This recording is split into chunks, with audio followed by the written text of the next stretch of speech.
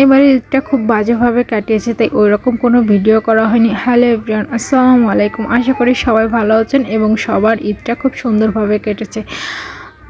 রোজার বাবা ঈদের দিন সকালে সিমাই তারপর খেজুর এগুলো খেয়ে রেডি হয়ে এখন নামাজে যাবে।